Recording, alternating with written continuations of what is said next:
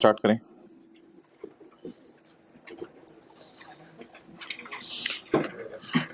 Question number 3 निकालें। अच्छा, कल हमने पहले दो क्वेश्चंस में क्या पढ़ा था, ये जरा देख लीजिएगा।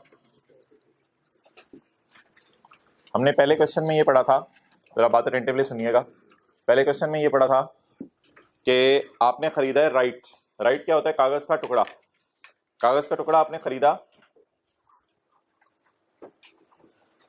25 जून 2013 को। 25 जून 2013 को आपने, बल्कि ये क्वेश्चन 2 पहले करें। क्वेश्चन 2 हमने ये पढ़ा था पेज नंबर 99। 20 अगस्त 2013 को आपने कागज का टुकड़ा खरीदा। कागज के टुकड़े का क्या मतलब था कि आपने प्री रजिस्ट्रेशन खरीदी या आपने शेयर खरीद लिए? तो प्री रजिस्ट्रेशन जो कागज का टुकड़ा खरीदा था वो तो मेरे भाई याद रखिएगा कभी भी आपके इनकम में ऐड नहीं होता जब तक कि आप उस प्री रजिस्ट्रेशन को एक्सरसाइज ना कर लें। जब तक उस प्री रजिस्ट्रेशन 2 सफ़े देना मुझे, जब तक उस प्री रजिस्ट्रेशन को एक्सरसाइज ना कर लें। ओके, फिर काफी अरसा गुजरा। काफी अरसा गुजरने के बाद आपने शेयर खरीदे। आपने क्या खरीदे? शेयर खरीदे। तो एक कागज का टुकड़ा था राइट और दूसरे थे शेयर्स। तो मुझे बता दें इस तारीख तक आपकी जेब में क्या होगा? राइट। राइट का मतलब है प्री रजिस्ट्रेशन। तब तक आप कंपनी की मीटिंग्स में नहीं जा सकते क्योंकि अभी तक आप कंपनी के शेयर होल्डर नहीं है। और इस दिन आप पैसे देंगे। दो लफ्ज यहां मैं बोलूंगा, exercise the right and purchase the shares. तो इस दिन आप राइट एक्सरसाइज करके शेयर्स को परचेज कर लेंगे। तो जब आप राइट एक्सरसाइज करके शेयर्स परचेज कर लेंगे तो कंपनी कहेगी मैंने शेयर इशू कर दिए। कंपनी कहेगी, एंड से बैठा करो वरना एंड तक फिर आप लोग खुद भी डिस्टर्ब होते रहते हो। तो कंपनी कहेगी मैंने शेयर इशू कर दिए और आपने शेयर परचेज कर लिए। तो इस दिन आपकी जेब में मोहतरम राइट नहीं रहेंगे, अब आपकी जेब में क्या आ जाएंगे? बोले शेयर सर्टिफिकेट आ जाएगा, कंपनी का मालिक बन जाएंगे आप। अब ये जो शेयर्स हैं मोहतरम, ये शेयर्स आप अपनी ऊपर वाली जेब के अंदर डाल के बिल्कुल रखेंगे क्योंकि इनमें कोई मसला नहीं। क्योंकि इन शेयर्स में बोले कोई रिस्ट्रिक्शन, जैसे ही शेयर्स मिलेंगे आप फॉरेन इनकम फ्रॉम सैलरी निकाल लेंगे। कल ये दूसरा वाला सवाल किया था आपकी क्लास में, मैंने ये परचेज शेयर का थोड़ा ऊपर करके लिखा था, ये दूसरी क्लास में जरा नीचे करके लिख दिया था। तो परचेज आपने शेयर कर लिए थे। अच्छा, फिर जितना अरसा ये शेयर आपके पास जेब में पड़े रहे कुछ नहीं होगा, यहां जाके आपने शेयर्स ही बेच दिए। तो जब आपने शेयर्स बेच दिए तो इसका मतलब है इस तारीख को आप शेयर जेब से निकालेंगे और जाके बाजार में बेच देंगे। जब ये शेयर्स आप बाजार में बेच देंगे तो फिर गेन लॉस कैसे निकलेगा उस पर कल बात हुई थी।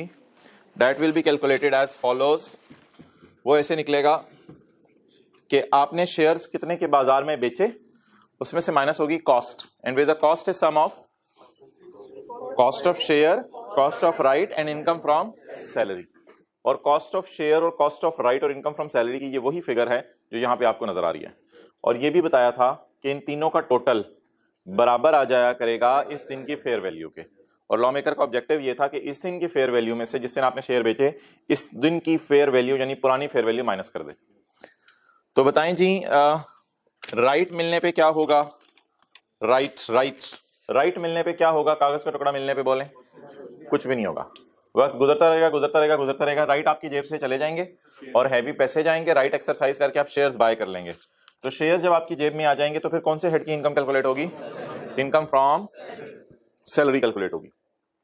अच्छा, जब इनकम फ्रॉम सैलरी कैलकुलेट होगी तो इसके बाद आप शेयर्स को अपनी जेब में रखेंगे और लोगों को दिखाते फिरेंगे मेरे पास शेयर्स हैं, क्योंकि इनके ऊपर कोई रिस्ट्रिक्शन नहीं है। ये शेयर्स आपके पास पड़े रहेंगे हत्ता कि जब ये शेयर बिकेंगे तो कौन सी इनकम कैलकुलेट होगी? Capital gain. कैपिटल गेन कैसे कैलकुलेट होगी? कितने का बेचा शेयर माइनस कॉस्ट, फिर cost is sum of cost of share, cost of right and income from salary. बहरहाल छुट्टी करने के लिए बड़ी हिम्मत करनी पड़ती है, ये आपको पता है। ओके, अच्छा बाजी आप चारों एडजस्ट हो जाएं और जिन्होंने जगह देनी है वो जगह दे दें और जरा जल्दी एक ही दफा जगह दे दें, आने वालों के लिए भी मसला ना हो, आपको भी मसला ना हो बार बार। 5 सेकंड के लिए मैं रोक रहा हूँ क्लास, जल्दी। ओके, और ये आने वाले टाइम पे आ जाया करें, पहले से बैठे हुए जरा अंदर होकर बैठा करें। अभी भी आप दोनों नहीं उठे यार, हद होगी, इतना टाइम दिया क्लास का। अच्छा जी, क्वेश्चन नंबर 1 में हमने क्या किया था? जगह देने वाले भी नहीं जगह दे रहे ना असल में। भाई इधर हो जाओ, भाई इधर हो जा, भाई इधर हो जा, भाई इधर हो जा, भाई इधर हो जा, भाई इधर हो जा, भाई जल्दी और हो जाए यार। वो क्या हो जाएगा उधर होने से? व्हाइट बोर्ड नजर आता रहेगा, कोई मसला नहीं। ओके, अच्छा जी, अगला सवाल क्या था वो जरा आपने गौर से देखना है। अगला सवाल ये था कि हमने पहले क्या बाय किए थे? राइट का क्या मतलब है? प्री रजिस्ट्रेशन वाला सफा हमने बाय किया था। प्री रजिस्ट्रेशन वाला सफा जब हमने बाय किया था तो उस वक्त कुछ भी इनकम में ऐड नहीं होगा। इसके बाद हमें क्या मिल गए, प्री रजिस्ट्रेशन वाला सफा जमा करवाया, राइट एक्सरसाइज किया, और राइट एक्सरसाइज करा के मोहतरम हमने क्या ले लिए, शेयर्स। अब राइट एक्सरसाइज करा के हमने शेयर्स ले लिए, इस दिन हमारी जेब में क्या है, शेयर्स। लेकिन कंपनी ने कहा इन शेयर्स को आप बेच नहीं सकते, इसलिए इन शेयर्स को हम जेब में छुपा के रखेंगे, और ये दिन गुजरते रहेंगे गुजरते रहेंगे गुजरते रहेंगे, 2 साल तक हम शेयर्स को अपनी जेब में छुपा के रखेंगे। अब ये शेयर्स हम बेचेंगे नहीं, ये शेयर्स हम बाहर निकाल लेंगे, क्योंकि इन पर रिस्ट्रिक्शन क्या हो गई है, रिलीज हो गई। जब रिस्ट्रिक्शन रिलीज हो गई है तो असूली तौर पे किस दिन सैलरी में ऐड होना चाहिए था, जिस दिन आप शेयर खरीदते, लेकिन शेयर खरीदते ही आपने सैलरी में इसलिए ऐड नहीं किया कि शेयर्स पे क्या लगी हुई थी, आपने वेट किया रिस्ट्रिक्शन रिलीज होने का, जब रिस्ट्रिक्शन रिलीज हुई तब आपने सैलरी में ऐड किया। और ये शेयर हमने कल बेचे नहीं थे क्योंकि इसमें बेचने का कहीं जिक्र ही नहीं था। तो अगर ये वाले शेयर भी बिक जाते तो जब भी कभी बिकेंगे तो इनकम फ्रॉम कैपिटल गेन में जाएंगे, लेकिन ये शेयर्स कल हमने बेचे नहीं थे। Okay, question number 3।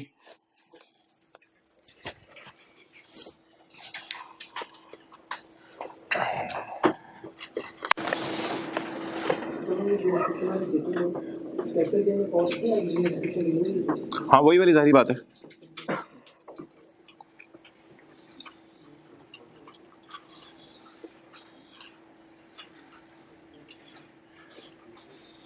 Okay,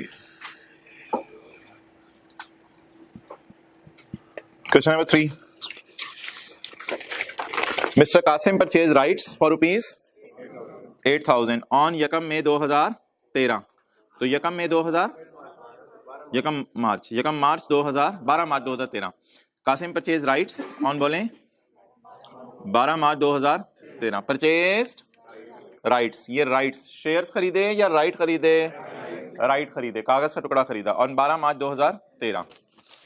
the value of the right की value on that date was ₹10,000। Right की वैल्यू सिन कितनी थी मोहतरम, 10,000। यार ये एक नया कॉन्सेप्ट आ गया, the value of the right on that date was ₹10,000।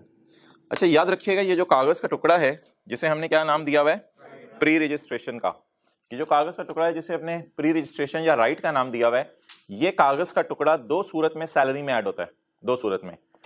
Number 1, एक तो प्री रजिस्ट्रेशन वाला सफा कागज का टुकड़ा आप पकड़ें और कंपनी के पास जाएं और कंपनी को जाके ये कागज का टुकड़ा जमा करवाएं, कंपनी ये रही मेरी प्री रजिस्ट्रेशन, ये पकड़ो मेरी प्री रजिस्ट्रेशन, ये कागज का टुकड़ा पकड़ो, और इसके बदले में आप शेयर खरीद लें। क्या जमा करवाएं, राइट जमा करवाएं, और इसके बदले में क्या खरीद लें, शेयर खरीद लें। तो इसे कहते हैं राइट एक्सरसाइज करना। तो राइट एक्सरसाइज करेंगे तो भी इनकम फ्रॉम सैलरी में जाएगा। या दूसरी सूरत ये हो सकती है कि आप ये कागज का टुकड़ा पकड़ें राइट, और राइट कागज का टुकड़ा पकड़ के आप कंपनी को जाकर जमा कराने की बजाय राइट किसी और एम्प्लॉय को बेच दे कंपनी में। तो राइट मींस प्री रजिस्ट्रेशन भी बिकती है, राइट मींस प्री रजिस्ट्रेशन भी बिकती है। जैसे कल आपने साथ वाले को कहा था रशीद, याद आ रहा है, प्री रजिस्ट्रेशन भी बिकती है। तो फिर ये जो राइट कागज वाला टुकड़ा आप बाजार जाके बेच दें, तो अगर कागज वाला टुकड़ा बाजार जाके बेच दें तो ऐसी सूरत में जो गेन आएगा वो भी सैलरी में जाएगा। अच्छा, अब एक बात जरा गौर से सुनिएगा, कागज का टुकड़ा यानी राइट आपके पास पड़ा हुआ है, आपने अपने पास पड़े रहने दिया और थोड़ा अरसा इंतजार किया, और फिर जाके आपने बेचा नहीं, इसको जमा कराया कंपनी को, और कंपनी को जमा करा के आपने क्या खरीद लिया, हैवी पैसे देके शेयर खरीद लिए। इस सूरत में तो शेयर्स आपके पास आ गए हैं, तो सैलरी में गेन ऐड होगा, शेयर्स की fair value minus cost of share minus cost of right. लेकिन अगर आप इस कागज के टुकड़े को बेच दें बाजार जाके, नहीं किसी और एम्प्लॉय को, इस कागज के टुकड़े को किसी और एम्प्लॉय को बेच दें प्री रजिस्ट्रेशन को, तो भी आपको गेन आएगा, वो भी इनकम फ्रॉम सैलरी में होगा, और वो कल हमने पढ़ा था A-B करके कैलकुलेट होगा। लेकिन एक तीसरी सूरत है कि ये कागज का टुकड़ा आपके पास पड़ा है, अभी आपने इसको एक्सरसाइज भी नहीं किया, और अभी आपने जाके बाजार में बेचा भी नहीं किसी और एम्प्लॉय को, माजरत बाजार में नहीं, किसी और एम्प्लॉय को बेचा भी नहीं, ना आपने कंपनी के पास जाके एक्सरसाइज किया, ना किसी एम्प्लॉय को बेचा है, और ये पड़ा पड़ा राइट क्या हो रहा है, महंगा हो रहा है। पड़ा पड़ा राइट क्या हो रहा है, ये जो पड़ा पड़ा राइट महंगा हो रहा है, इसको आप इग्नोर करेंगे, इसको इग्नोर करेंगे, और इस बात को कतई नजर और साइड पे रख देंगे, ये पड़ा पड़ा महंगा हो रहा है, और इसकी महंगेपन को इग्नोर करेंगे और सैलरी में ऐड नहीं करेंगे जब तक कि ये कागज का टुकड़ा बिक ना जाए, या ये कंपनी को जमा करा के आप इसको एक्सरसाइज करके शेयर्स परचेज ना कर लें। तो मुझे बताएं, हमारे जो सवाल आपको नजर आ रहा है इसमें क्या लिखा हुआ है, the value of right was 10,000। इससे आपको क्या लग रहा है कि 8,000 वाला कागज का टुकड़ा 10,000 का हो गया है या 10,000 में बेच दिया है? हो गया है। द वैल्यू लिखा हुआ है या द सेल प्राइस रिसीव्ड लिखा हुआ है? द वैल्यू लिखा हुआ है। तो इस 10,000 को मोहतरम काट दें, इसका सवाल से कोई ताल्लुक नहीं है। और हमने खरीदा कितने का हुआ है? हिस्टोरिकल कॉस्ट हमारी जेब से कितने का गए हैं पैसे? 8,000 गए हैं। वैल्यू ऑफ राइट ना पेपर में इग्नोर किया करनी है। अच्छा, इसमें निकालें, ये वाली प्रोविजन भी पढ़ लें साथ ही आज, पेज 94 का top point 1।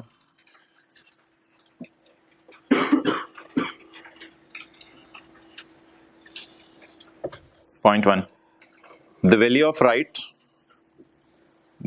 right or option to acquire shares in an employee share scheme is not chargeable to tax। बल्कि जितना मैं हाईलाइट कर रहा हूं वो पढ़ें। The value of right is not chargeable to tax, बस इसको आप हाईलाइट कर लें। The value of right is not chargeable to tax, बस सिंपल सी बात। क्या है ये असूल क्या बोले? Value of right is not chargeable to tax unless it is sold और unless it is exercised। ये लिख लें आगे, unless it is sold, यहां पे लिख लें, unless it is sold और it is exercised। जब तक कि ये बिक ना जाए, या तो इसको बेच दें, इसको नहीं बेचना तो ये कंपनी को जमा कराएं जाकर, उसके बदले में क्या खरीद लें? शेयर खरीद लें। unless it is sold और it is exercised, the value of right is not chargeable to tax। तो ऊपर लिख लें यहां 10,000 in question number 10,000 in question number कौन सा है? 1 है, 2 है, 3 है? हाँ, 10,000 इन क्वेश्चन नंबर 3। यहां पे नॉट चार्जेबल को अंडरलाइन करके लिखें, rupees 10,000 in question number 3। Okay, वापस आए।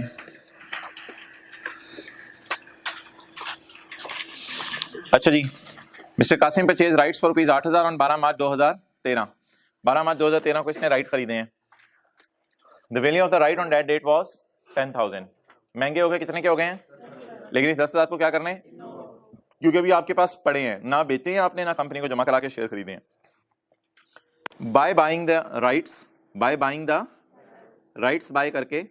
Rights he got the right to buy 20,000 shares. Rights buy करके इसने 20,000 शेयर्स बाय करने का सोचा है।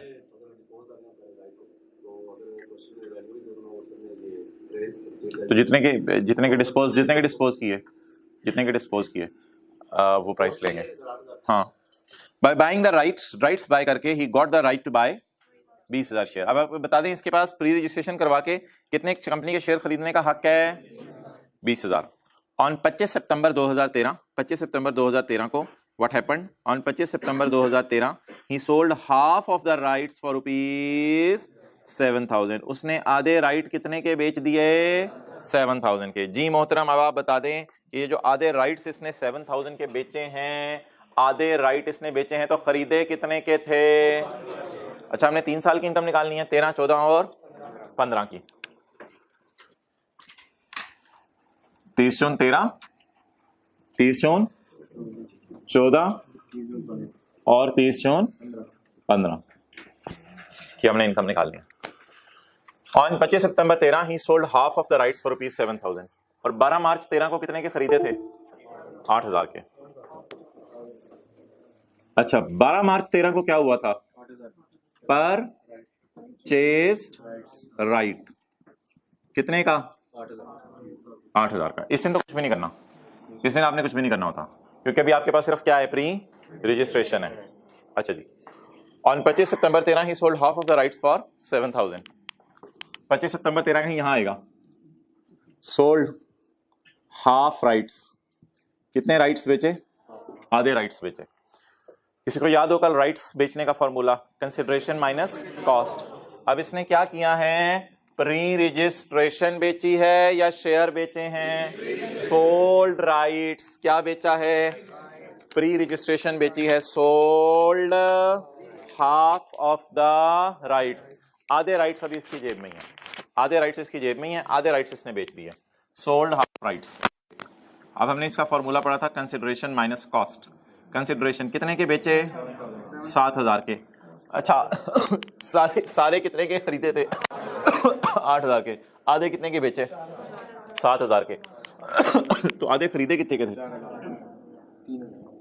3,000 इज इनकम फ्रॉम सैलरी। याद रखेगा, इनकम फ्रॉम सैलरी में गेन जाएगा। क्लियर? ओके, आगे चलें। कल भी ये पढ़ा था वैसे। ऑन 22 जून 14 ऑन इस दिन on 22 June he exercised the remaining rights by paying rupees। अब इसने 22 जून 14 को बाकी जो आधे राइट थे वो कंपनी को जाके दिखाए, कंपनी को जाके ऐसे करके दिखाए, कंपनी ये देखो ये मेरे राइट, ये मेरे राइट, ये मेरे राइट आधे, मैं इनको क्या करना चाहता हूं, बोले एक्सरसाइज करना चाहता हूं। तो ये कंपनी को जमा करवाए और कंपनी को जमा करवा के क्या ले लिए, कंपनी ने क्या दे दिए, शेयर्स दे दिए। On 22 June 14 he exercise the remaining right bye paying 83 पर शेयर। तो इसने इस दिन जो है वो शेयर ले लिए हैं कंपनी से। 22 जून 14 पर चेस्ड शेयर्स या एक्सरसाइज्ड राइट, या जिसे मैं कह सकता हूं कंपनी इशूड शेयर्स। तो अब देखते हैं, अगर तो इन पे रिस्ट्रिक्शन ना लगी हुई तो फिर तो हम जो है वो फौरन इसको सैलरी में ऐड कर देंगे। तो देखते हैं,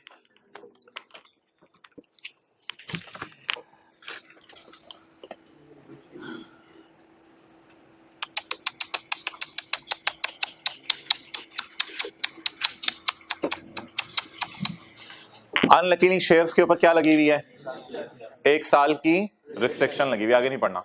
अनलकीली शेयर्स पे 1 साल की रिस्ट्रिक्शन लगी हुई है, यानी 22 जून 2015 तक आप इनको बेच नहीं सकते। तो ये शेयर्स कौन से वाले हैं, विद रिस्ट्रिक्शन वाले, विदाउट रिस्ट्रिक्शन वाले, जेब से बाहर रखने वाले, जेब के अंदर छुपा के रखने वाले, जेब के अंदर छुपा के रखने वाले shares. Clear?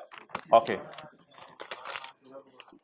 There was a restriction on transfer of shares for 1 year. 1 minute, 1 साल तक शेयर्स को बोले आप बेच नहीं सकते। ओके। अच्छा भाई, इससे मैंने क्या बाय किया था 12 मार्च 13 को, इससे मैंने क्या बाय किया था 12 मार्च 13 को, 12 मार्च 13 पे कंधा आ गया मेरा। 12 मार्च 13 को मैंने क्या बाय किया था, राइट।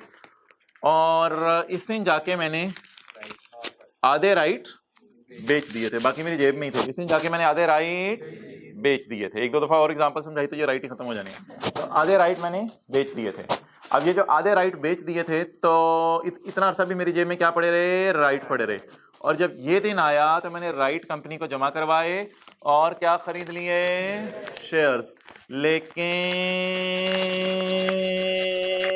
शेयर्स के ऊपर क्या है, रिस्ट्रिक्शन है। शेयर्स पे रिस्ट्रिक्शन है, इसलिए मैं अपने दिल के साथ तो लगा के रखूंगा, अब वक्तन फुतन जाती तो मारूंगा, लेकिन ये कहूंगा वो शेयर ही क्या जो बेच ना सकें, वो शेयर ही क्या जो निकाल के भी देखा करूंगा, लेकिन इनको अपनी जेब में रखूंगा 22 जून 14 को। क्लियर?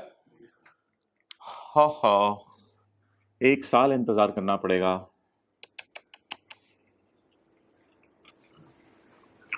बाईस जून 15 तक मैं शेयर्स बेच नहीं सकता।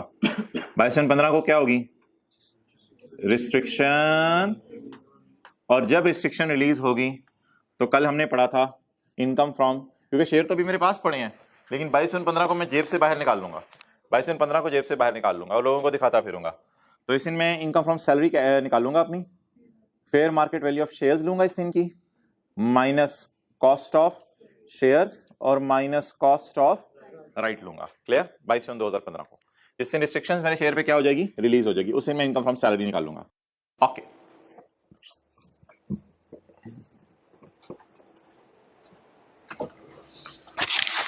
शेयर्स मैंने छुपा के रखे हुए हैं, 1 साल बाद रिस्ट्रिक्शन रिलीज होनी है। However, he sold the shares on 10 जनवरी 2015।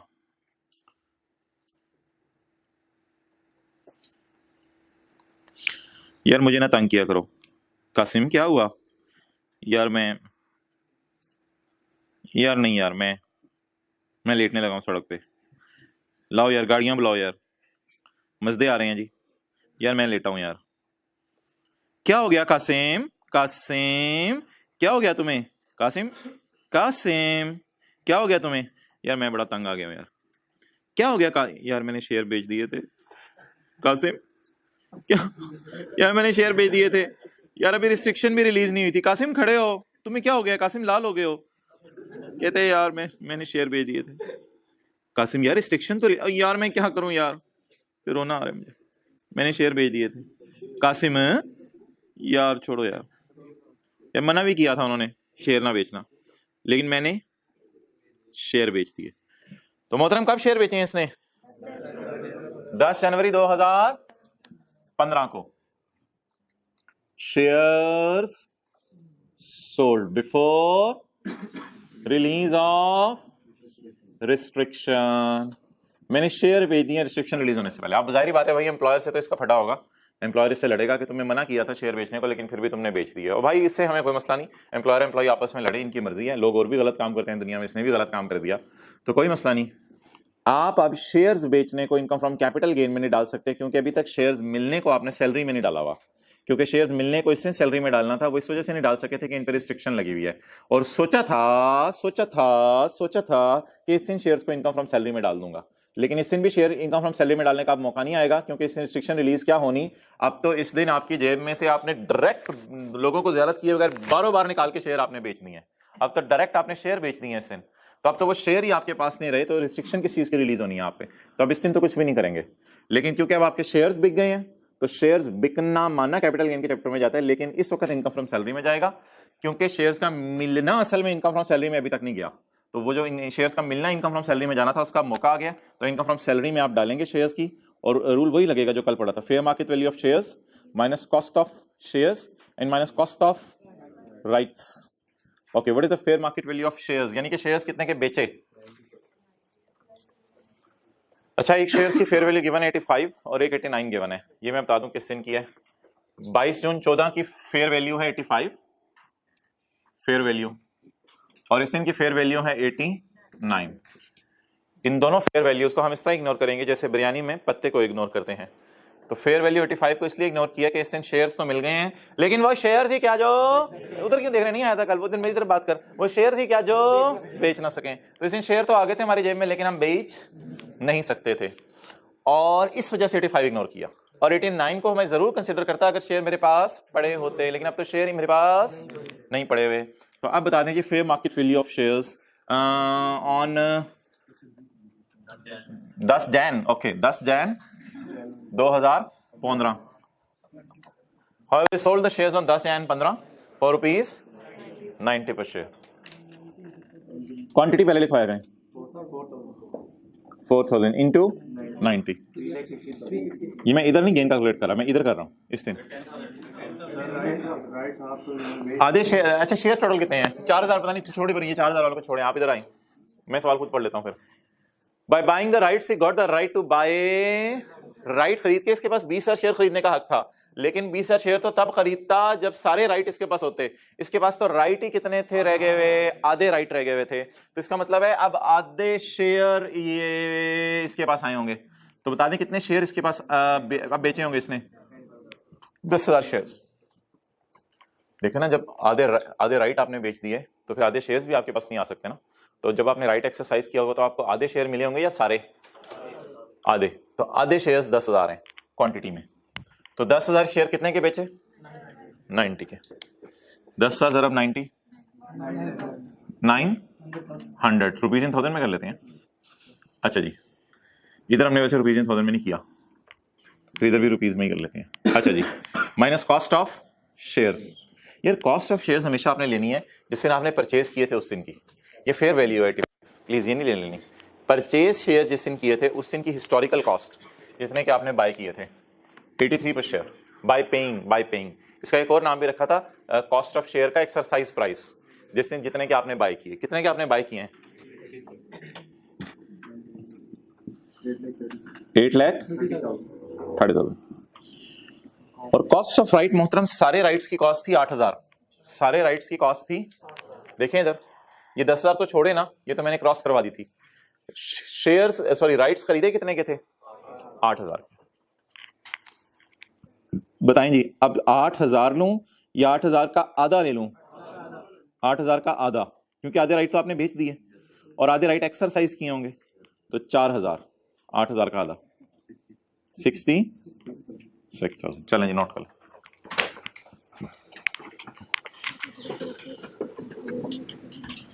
जल्दी नोट करें।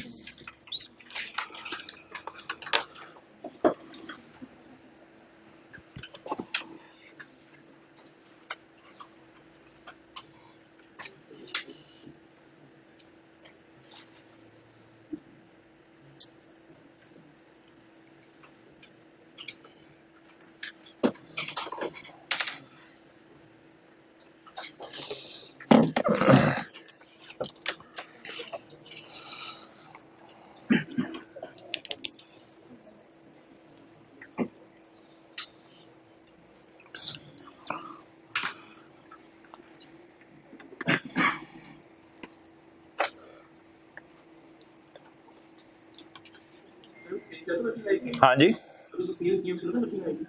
नहीं, ये सेल करने के लिए वर्किंग कैसे आ सकती है? ये at the time of sale ही गेन निकाला है, तो लेकिन ये सेल के ऊपर जो गेन निकाला है ये कैपिटल गेन में नहीं जा सकता। क्यों नहीं जा सकता? क्योंकि शेयर्स मिलने पे जो गेन है वो कहाँ जाना था? बोले बोले बोले, कल की क्लास ली है यार, हाथ होगी, बोले। शेयर्स मिलने पे जो गेन जाना था वो कहाँ जाना था? इनकम फ्रॉम सैलरी में। अब वो जो मिलने पे गेन जाना था वो भी निकाला नहीं था हमने, तो वही जो गेन अभी रहता था निकालने वाला वो हमने निकाल लिया। तो इट्स ओवर, क्वेश्चन मुकम्मल है। अच्छा जी, अब बता दें 2013 में सैलरी में कितना जाएगा? 2013 में सैलरी इनकम में कितना जाएगा? 0। 2014 में सैलरी इनकम में कितना जाएगा? 3000। 2015 में सैलरी इनकम में कितना जाएगा? 66,000। और रिस्ट्रिक्शन रिलीज होने पे क्यों नहीं कुछ जाएगा? क्योंकि ओके, चलें जी इसको पढ़ें। पेज 94 का आखिरी पैरा, पेज 94 का आखिरी पैरा। यहां पे पहले हमने लिख लिया कौन कौन सा था question number?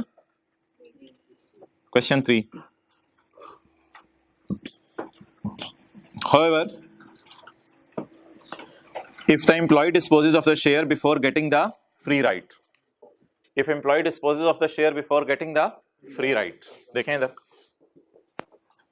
if employee sell the shares before getting free right, if employees sell the shares before getting free right to transfer the shares, the salary shall include the fair market value of the shares at the time employee disposes of the shares, less amount given by employee for shares and for the right. तो salary में क्या शामिल होगा?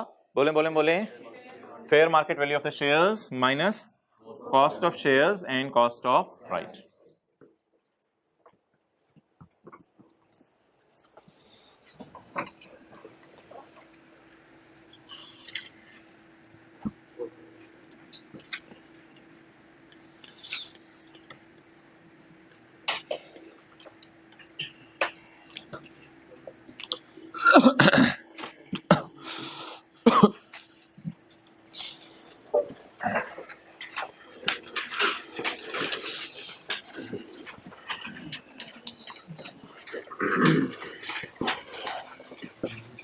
किधर है duster?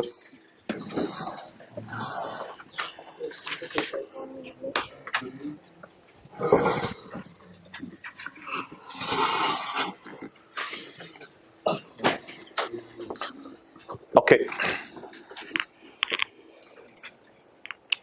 अच्छा मोहतरम, इधर से मिटाना शुरू कर दो। अब जो है वो जो सिनेरियोज हमने पढ़े हैं वो जरा विजुअलाइज करें।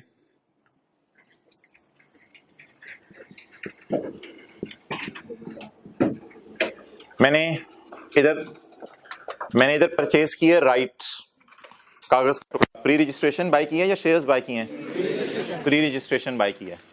तो मैंने इधर परचेज किए राइट इस साल, और इस साल मैंने सेल कर दिए राइट, यानी प्री रजिस्ट्रेशन खरीदी और प्री रजिस्ट्रेशन बेच दी। कागज का टुकड़ा खरीदा, कागज का टुकड़ा खरीदा और कागज का टुकड़ा ही बेच दिया।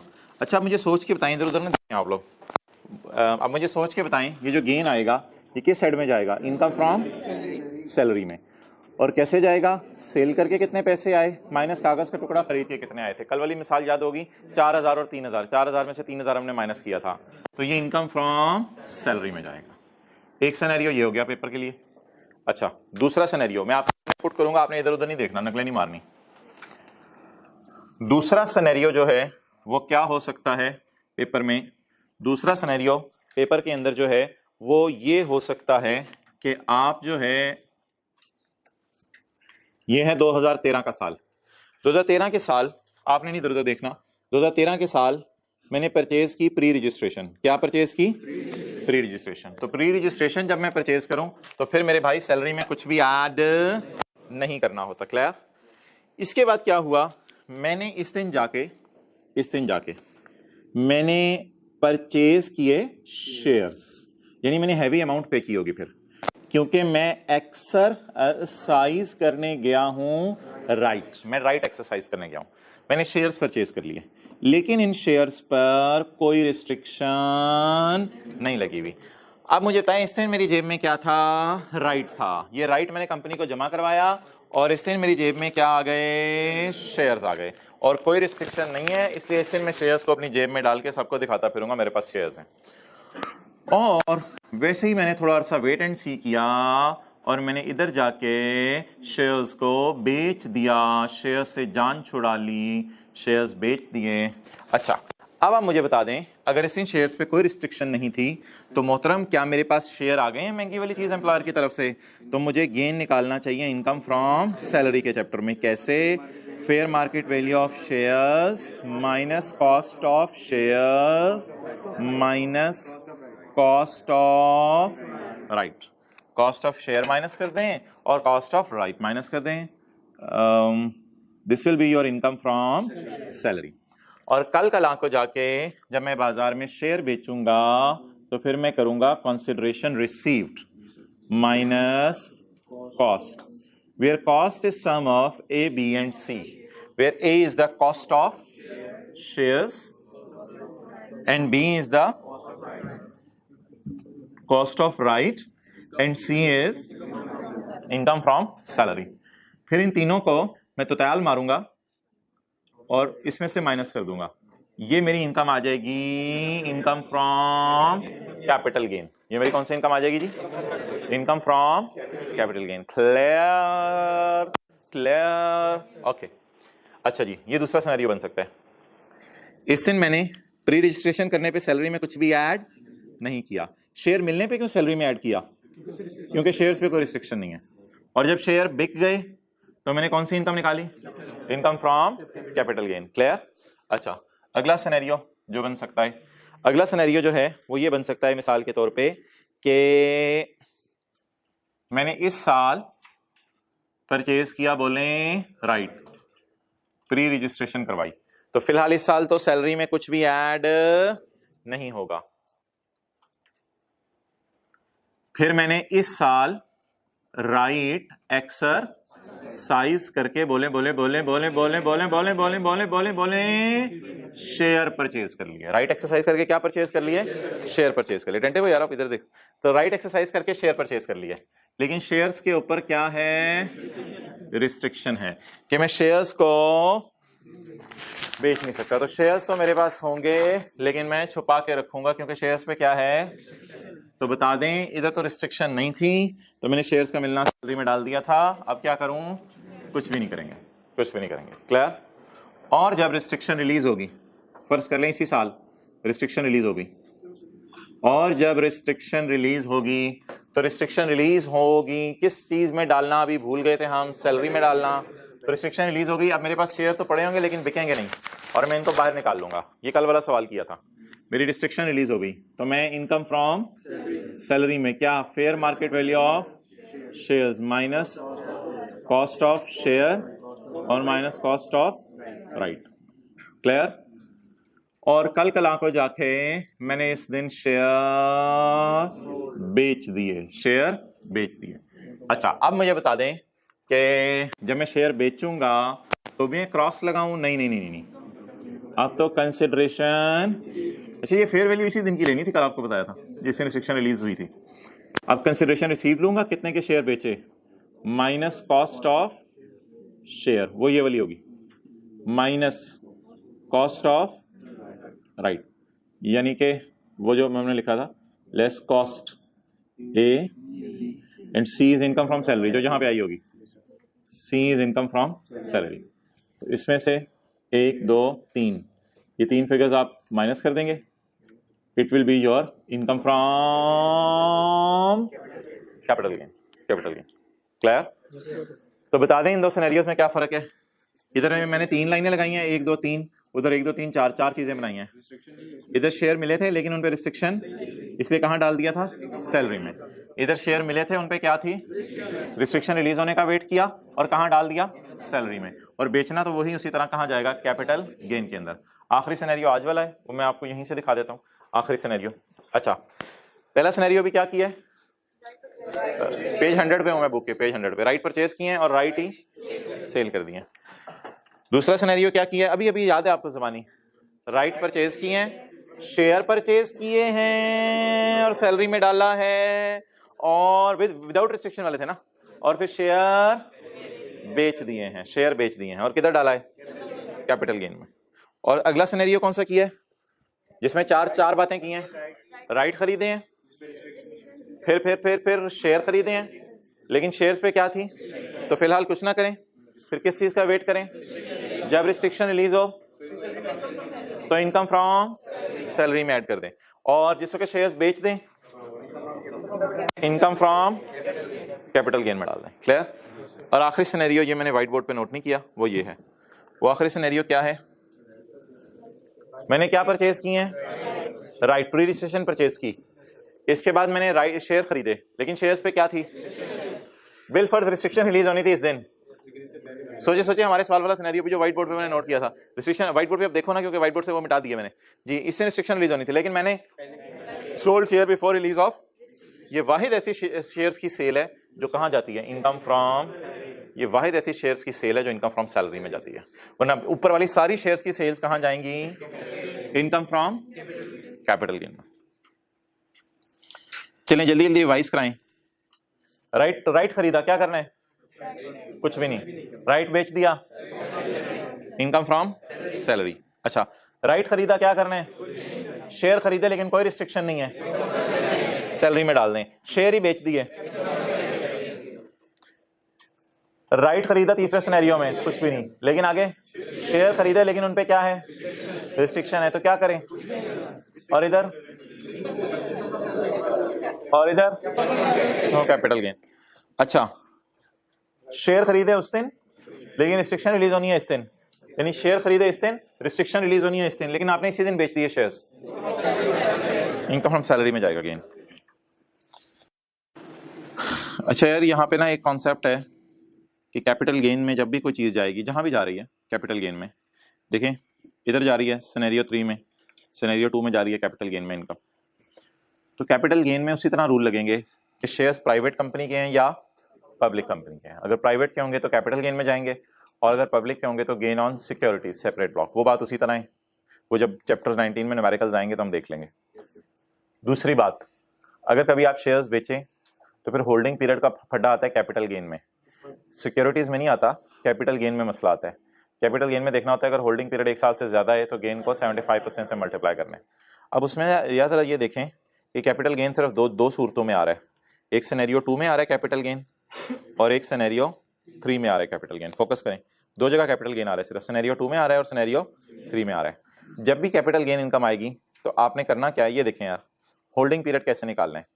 होल्डिंग पीरियड ना आपने ऐसे निकालना है, ये जो फ्लाइंग एरो है, फ्लाइंग एरो, ये जो फ्लाइंग एरो है ये आपको शो कर रहा है इसका मोहतरम कौन सा पीरियड, होल्डिंग पीरियड।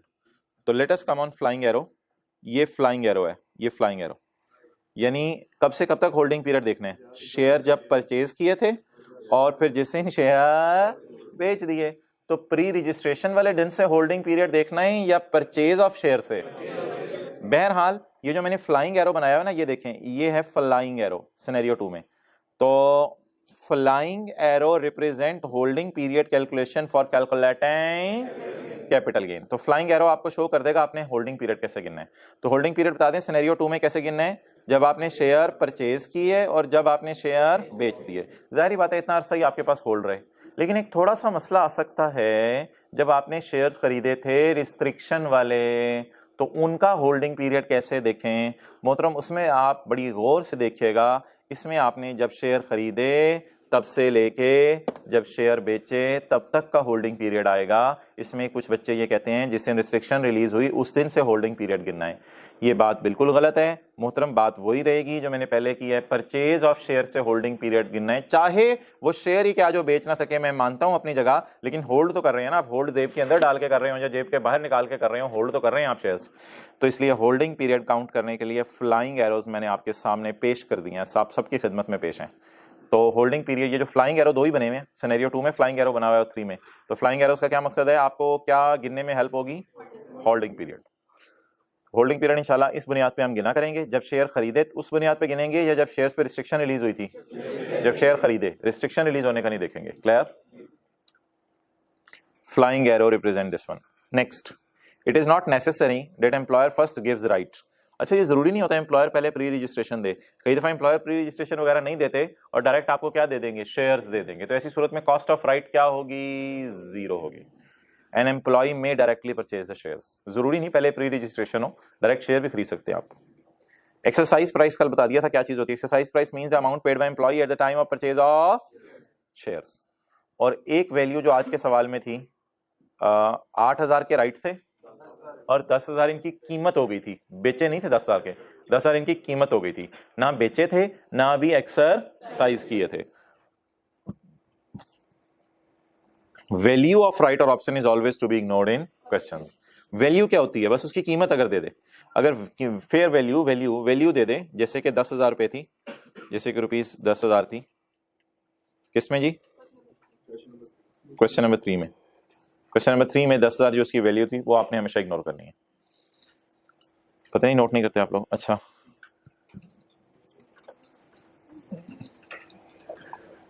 ओके। अच्छा मोहतरम,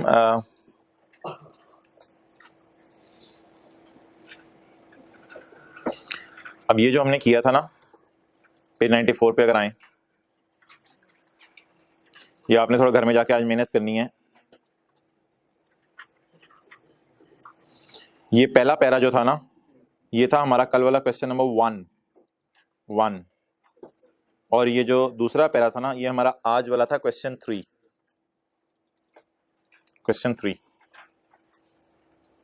कर लिया नोट? अच्छा, इसके बाद ये जो पॉइंट 2 पढ़ा था ना, तो ये वाला हमारा था कल वाला क्वेश्चन नंबर 2, ये विदाउट रिस्ट्रिक्शन वाले थे, क्वेश्चन नंबर 2, और ये भी ना क्वेश्चन नंबर 2 में था, ये भी क्वेश्चन नंबर 2 में था। पॉइंट 4, कॉस्ट ऑफ शेयर निकालने का फॉर्मूला क्या बोले, cost of share plus cost of right plus income from salary. अच्छा, और ये हमने अपने से एग्जांपल बनाई थी, ठीक है। ये आज हमने थोड़ा सा क्वेश्चन 3 में टच किया था, वो जो 10,000 रुपए, मुझे 10,000 रुपए क्वेश्चन 3 में, 10,000 रुपए को क्या किया करना है पेपर में, इग्नोर किया करना है। और यार पॉइंट 5 भी वैसे हमने क्वेश्चन 3 में कर दिया है।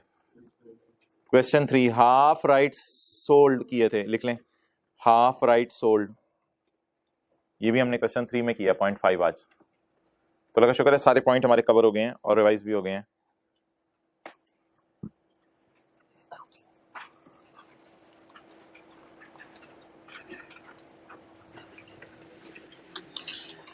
अच्छा, आपने ये होमवर्क में एक सवाल करके आना है,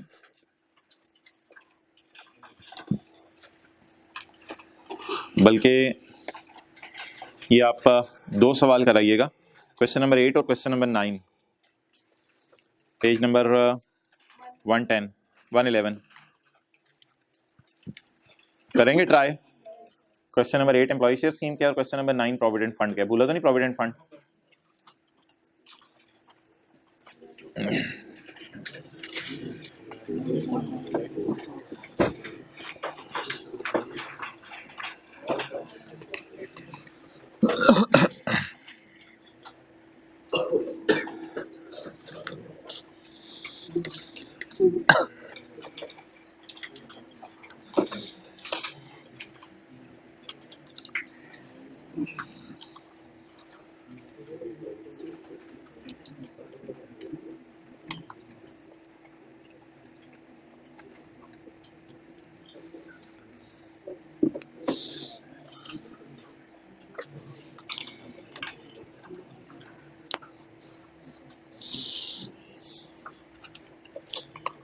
definitions.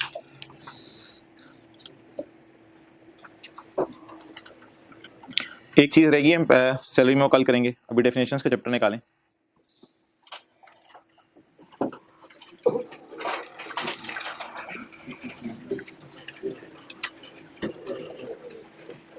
Industrial undertaking. Industrial undertaking is an undertaking. Definitions का चैप्टर पहला सफा। नई बुक्स ले लें प्लीज, मैं रिक्वेस्ट ही कर सकता हूँ और क्या कह सकता हूँ।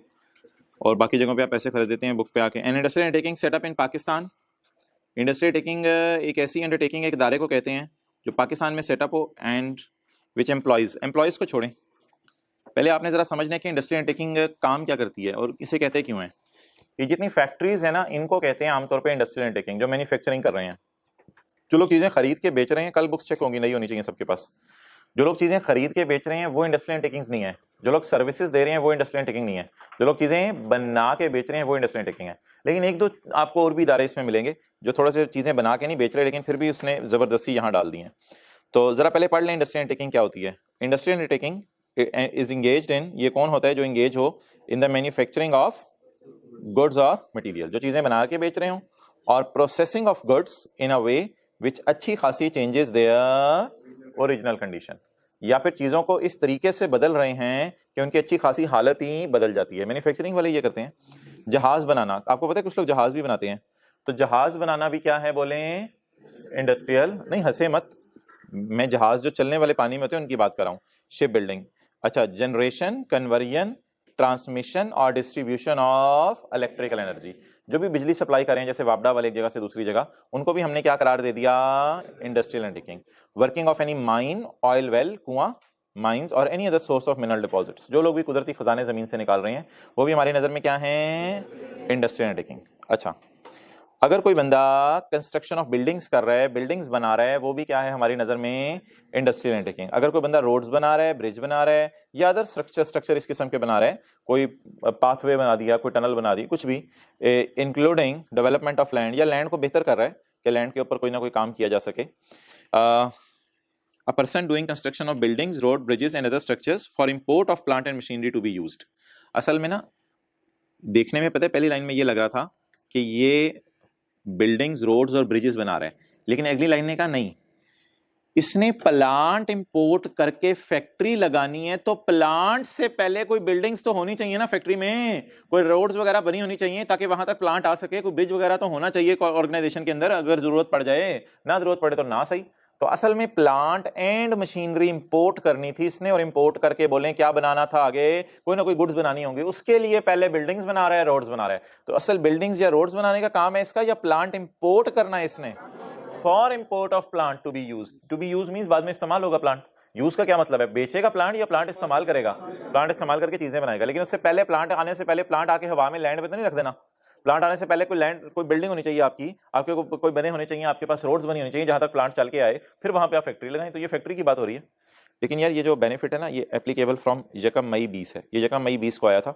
बस एक लफ्ज से याद रख लीजिएगा, यकम मई 20। यकम मई 20 के बाद अगर आपने ये काम शुरू किया तो आपको ये बेनिफिट मिलेगा कि आपको क्या कहा जाएगा, इंडस्ट्रियल अंडरटेकिंग। इंडस्ट्रियल अंडरटेकिंग के बेनिफिट्स क्या हैं वो हम किसी और चैप्टर में, बिजनेस के चैप्टर में जाके पढ़ेंगे। अच्छा, एक सर्विस प्रोवाइडर भी है, होटल्स, उसको भी उठा के इसने डाल दिया इधर। A resident company engaged in the hotel business in Pakistan. तो होटल बिजनेस जो पाकिस्तान में कर रहे हैं वो भी क्या करार दिए जाएंगे बोले। लेकिन ये बेनिफिट कब से अवेलेबल है, यकम जुलाई 20 से। हम तो काफी आगे आ चुके हैं, हम तो यकम जुलाई 21 भी क्रॉस कर चुके हैं। नहीं, हाँ 2021 का साल चल रहा है ना, तो यकम जुलाई 21 भी क्रॉस कर चुके हैं, बल्कि टैक्स ईयर तो 2022 चल रहा है। और टेलीकम्युनिकेशन कंपनीज, यार ये शेयर हाथ दोगी जेब में। टेलीकम्युनिकेशन कंपनीज कौन सी, पीटीसीएल वगैरह, operating under the licence of Pakistan telecommunication authority. तो ये सारी कंपनीज, मोबाइल की सारी वारेद और ये सारी भी क्या बन गई बोले, इंडस्ट्रियल अंडरटेकिंग। तो बता दीजिए किन किन इदारों को ये इंडस्ट्रियल अंडरटेकिंग की डेफिनेशन में गिराया जाएगा। Number 1 manufacturing of goods, processing of goods, जहाज बना रहे जो, बिजली बना रहे या आगे ट्रांसफर कर रहे, और इसके अलावा जो नेचुरल रिसोर्सेज जमीन से निकाल रहे हैं, और प्लांट इंपोर्ट कर रहे हैं, उससे पहले बिल्डिंग्स वगैरह बना रहे हैं, रेजिडेंट कंपनी जो। अच्छा मोहतरम, अब ना इसमें एक कंडीशन है, वो ये है कि आपके नंबर ऑफ एम्प्लॉइज कम से कम 10 होने चाहिए। ये बस एक शर्त है। ऐसा ना हो कि आपने कोई मैन्युफैक्चरिंग कंपनी खोली हो और उसमें आपके 4 एम्प्लॉइज हों। तो अगर 4 एम्प्लॉइज हैं तो आप तो अपने आप को मैन्युफैक्चरर कह रहे होंगे, लेकिन लॉ मेकर की नजर में आप मैन्युफैक्चरर नहीं होंगे। तो 10 और मोर पर्सन्स, कम से कम आपके कितने बंदे होने चाहिए? 10, ये उससे ज्यादा भी हो सकते हैं। And involves the use of बिजली, और फैक्ट्री में आप बिजली इस्तेमाल कर रहे हो या कोई भी और एनर्जीज, नई भी आजकल एनर्जीज आ गई हैं बिजली के अलावा, और any other energy which is mechanically transmitted. अब कौन कौन सी एनर्जीज मैकेनिकली ट्रांसमिट होते हैं ये तो किसी इंजीनियर दोस्त से अपने पूछ लीजिएगा, हमारा कम से कम स्कोप ये नहीं है। तो 2 किस्म की एनर्जीज हजरात यूज हो सकती हैं। नंबर 1 इलेक्ट्रिकल एनर्जी यूज कर सकते हैं आप, या कोई भी ऐसी एनर्जी, नहीं मैकेनिकल एनर्जी नहीं, या कोई भी ऐसी एनर्जी जो मैकेनिकली ट्रांसमिट होती है। वो कौन सी एनर्जी है पता नहीं, लेकिन मोहतरम ह्यूमन एनर्जी इस्तेमाल नहीं करने की इजाजत, या एनिमल एनर्जी इस्तेमाल करने की इजाजत नहीं। ह्यूमन एनर्जी मींस कि आप कहें मैंने बिजली लगवानी ही नहीं, मैंने बिजली का मीटर ही नहीं लगवाना, मैं लोगों को कहूंगा हाथ से कारपेट बुने, तो मेरे तो इतने एम्प्लॉइज हैं, 11 एम्प्लॉइज हैं, मैं तो हाथ से कारपेट बुन रहा हूं, फिर आपको बेनिफिट नहीं मिलेगा। कौन सी एनर्जीज की इजाजत नहीं है?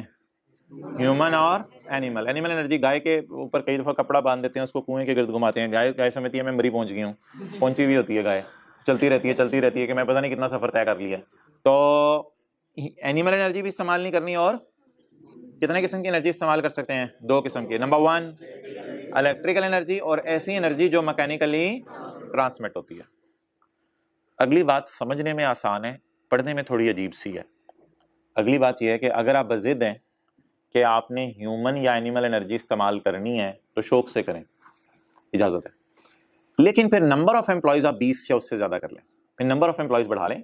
अगर आप बज़िद हैं कि भाई गांव के अंदर हमारे बिजली आती कोई नहीं, हम ऐसे गांव में रहते हैं वहां बिजली आती कोई नहीं, बंदे हमने 22-23 नौकरी पे रख लेंगे और उनको जो है कहेंगे कारपेट बनाया करो, फिर कोई हर्ज नहीं है, फिर आपको मैन्युफैक्चरर कहा जाएगा, आपको बेनिफिट्स मिल जाएंगे।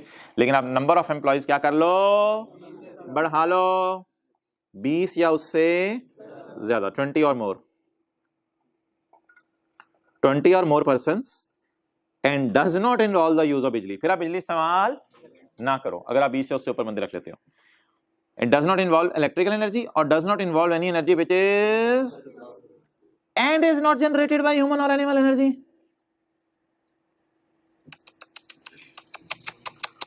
ये बात तो वही आ गई, does not involve the electrical energy and is not generated by human or animal energy।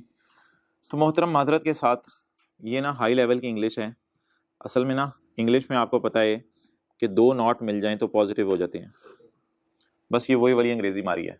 लेकिन अंग्रेजी शायद हमें ये समझना है क्योंकि अंग्रेजों वाली अंग्रेजी यूज की है यहाँ पे, तो ये 2 नॉट मिलके ना पॉजिटिव बन जाएंगे। यहाँ पॉजिटिव लिखिए, positive means it is generated by human energy, और ये बात मैं सही कराऊंगा अपनी मार आपसे, it is generated by human और एनिमल एनर्जी। हालांकि देखने में क्या लग रहा है, नॉट जनरेटेड बाय ह्यूमन और एनिमल एनर्जी, लेकिन ये 2 नॉट मिलेंगे और ये 2 नॉट मिलके इस पॉइंट के लिए पॉजिटिव बन जाएंगे। ये वाला नॉट स्टिल इधर ही रहेगा कि आप इलेक्ट्रिकल एनर्जी बेशक यूज ना करें, आप मैकेनिकल एनर्जी बेशक यूज ना करें, लेकिन आप कौन सी एनर्जी यूज कर लें? अब कुछ बच्चे ये एतराज करते हैं ये याद करने में मुश्किल होता है। मोहतरम याद करने में बिल्कुल मुश्किल नहीं, आपने सिर्फ इतना सा याद करना है, इतना सा याद करना है। इसके बाद घर जाके 10 को जब अगला पॉइंट समझना है तो 10 की जगह क्या लिख देना है? 20, और यहाँ पे थोड़ा सा लफ्ज डाल देना है डज नॉट का, यहाँ पे डज नॉट का लफ्ज डाल देना है, तो आपका दूसरा पॉइंट भी खुद ही बाहर निकल आएगा। तो पहला पॉइंट आपने याद करना है, दूसरा पॉइंट आपका ऑटो पे लगा होगा, तो दूसरा पॉइंट इंशाल्लाह आपको वैसे ही याद हो जाएगा। तो कॉन्सेप्ट समझ लें पहले, उसके बाद अंग्रेजी याद करना आपका और घर वालों का मामला है। 10, 11, 12, 13 एम्प्लॉइज अगर आप रखें तो चाहे इलेक्ट्रिकल एनर्जी यूज करें, चाहे ऐसी एनर्जी यूज करें जो मैकेनिकली ट्रांसमिट होती है। लेकिन अगर आप जिद करते हैं कि मैंने अपने एम्प्लॉइज बढ़ाने हैं और बढ़ा के बोलें ज्यादा करने हैं, तो फिर आपको थोड़ी रिलैक्सेशन मिल जाएगी। फिर आप 20, 21, 22 एम्प्लॉइज भी रख सकते हैं, कोई मसला नहीं। लेकिन अगर आप 20, 21, 22 एम्प्लॉइज रखते हैं तो अब आपको रिलैक्सेशन है। अब आप कौन कौन सी एनर्जी यूज कर सकते हैं? ह्यूमन भी यूज कर सकते हैं और एनिमल भी यूज कर सकते हैं। क्लियर? लेकिन इसका मतलब ये ना समझिएगा कि 20 से ऊपर रख के बिजली यूज नहीं कर सकते, क्योंकि 10 और मोर में जितने मर्जी डाले जा सकते हैं। 10 और मोर में तो 100 भी हो जाते हैं, 10 और मोर के अंदर तो 200 भी हो जाते हैं। तो ये ना समझिएगा कि 20 डाल लेंगे तो इलेक्ट्रिकल एनर्जी इस्तेमाल नहीं कर सकते। खुदा के लिए कोई ऐसा सवाल ना लेके आइएगा क्लास के बाद। आप 20, 21, 22 कर लें तो भी 0.1 तो आप पे लगेगा ही, क्योंकि 0.1 में क्या लिखा हुआ है? 10 to 20 लिखा हुआ है या 10 और मोर लिखा हुआ है। तो इसका मतलब है 10, 11, 12, 13, 14, 15, 16, 17, 18, 19, 20, 21, 22, 23, 24, 25, 26, 27 एम्प्लॉइज आपके पास हैं तो 0.1 लगेगा। और अगर आपके पास 20, 21, 22, 23, 24, 25 एम्प्लॉइज हैं तो आपके ऊपर 0.2 लगेगा। Clear? Okay, fee for technical service. अच्छा जी, फी फॉर टेक्निकल सर्विस के अंदर जो है वो एक पहला पॉइंट है, fee for technical service means amount received. Technical service के आपको पैसे आए, वेदर पीरियोडिकल और लमसम का मतलब बता दें, इन दोनों में डिफरेंस बता दें, वेदर पीरियोडिकल और लमसम। बस फिर मैं खत्म कर रहा हूं क्लास। वेदर पीरियोडिकल और लमसम का मतलब बताना था सिर्फ। पीरियोडिकल का मतलब है हर महीने आए, और लमसम का क्या मतलब है इकट्ठे आ जाएं। लेकिन ये हैं क्या पैसे, इस पे कल बात करते हैं। ओवर।